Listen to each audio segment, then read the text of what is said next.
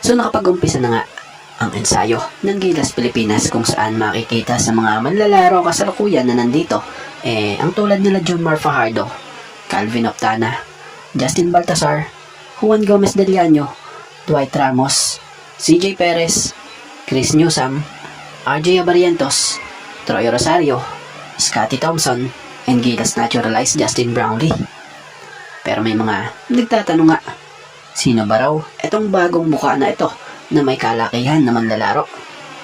So siya nga po si Montel Shelton, isang 6'9" center from California. Previously playing for Conscience River College bago siya nag-join sa FEU or Far Eastern University Tamaraw. So balita foreign student athlete ito na nirecruit sa FEU nitong si Coach Sean Chambers. So batay sa na-research natin Montel Shelton is not Filipino by nationality or heritage. He is an American basketball player recruited as a foreign student athlete. So malinaw na hindi ito Pinoy o hindi talaga ito Film. Pero ang kagandahan sa kanya, andun pa rin yung puso niya para tumulong sa ating national team na Gilas Pilipinas. So maganda rin na makakasama siya sa Gilas practice. Bukod sa exposure, malaking tulong siya sa Gilas Pilipinas national team as a practice player, lalo't big man siya, kung saan makakatulong siya sa mga manlalaro natin na bumangga sa ganito kalaking mama. Kung tutusin may tuturing siyang good Samaritan dahil willing siya mag-sacrifice ng ganito as a practice player. So respect sa FEU foreign student athlete na ito dahil malaking bagay ang presensya niya para masanay ang mga manlalaro natin na humarap or haharap sa mga powerhouse team gaya ng Tall Blacks and Boomers sa second window ng FIBA World Cup Asian Qualifiers.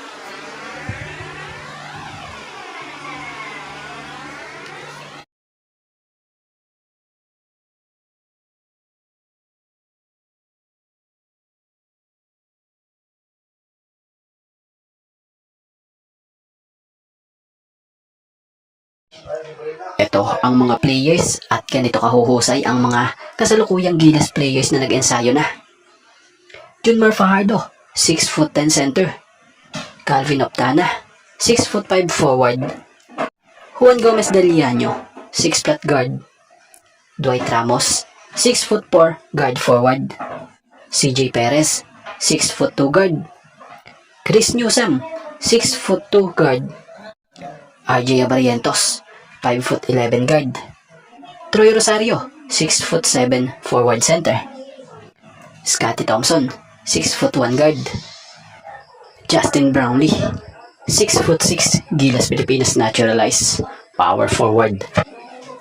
At ang pinakabago itong si Justin Baltasar, 6'7" forward center. At sa magtatanong about dito sa isang spotted big man na nag-eensayo kasama ng Gilas Pilipinas, ito ngay si Montel Shelton, isang 6'9" center. Bata ito ni Coach Sean Chambers sa FEU na tumutulong para sa Gilas practice. At about kila Kevin Tiambao, Carl Tamayo, and AJ Edo, siguro sa mga susunod na araw makakasama na sila sa ensayo ng Gilas Pilipinas. So itong tinarakay natin batay sa post or my day nitong si Coach L.A. Tenorio na makikita kung sino itong mga nag-ensayo na ngayong kasalukuyan.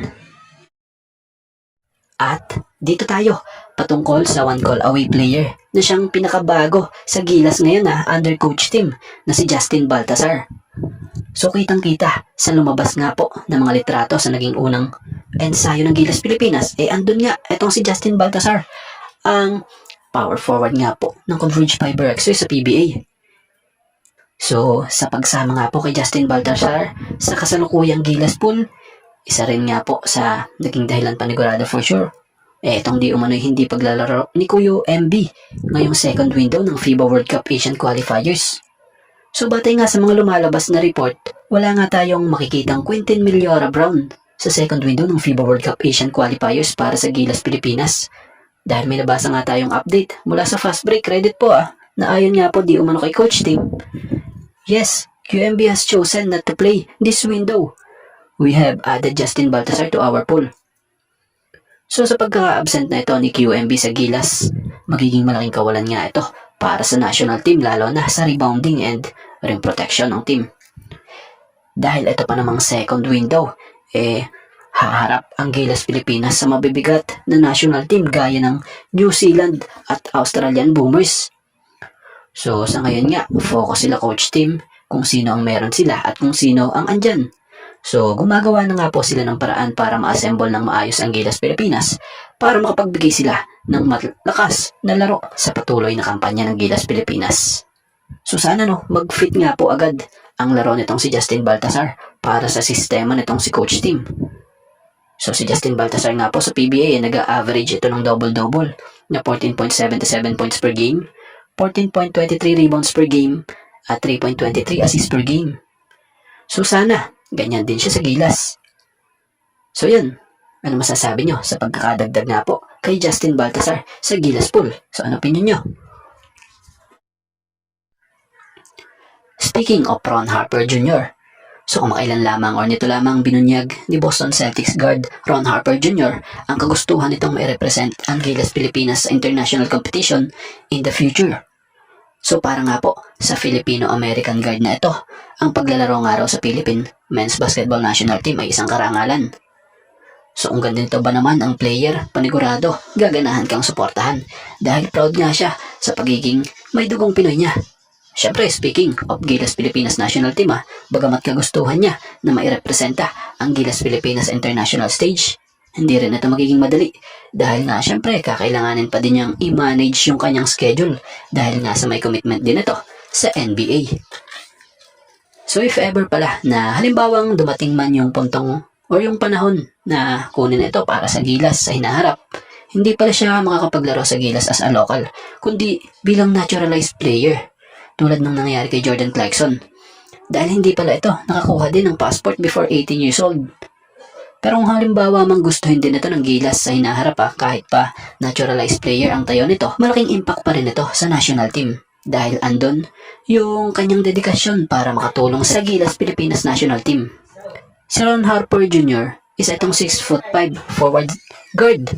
Like, kasalukuyang Gilas naturalized, Justin Brownlee. So grabe din nga po ang husay maglaro nito Mapa opensa at depensa, kompleto Ricardos ito. 25-year-old lamang to ngayon. So ano opinion nyo rito? Kung sa hinaharap, mas okay kayang kunin ng Gilas bilang Gilas naturalized? At bago nga ang lahat, baka naman po pwedeng makahingi ng isang subscription para sa ating channel or pakifollow na rin po kung nagustuhan nyo ang ating mga basketball update. At kung ito na may makakabigat para sa inyo, kahit isang like and share na lamang po. Maraming salamat po.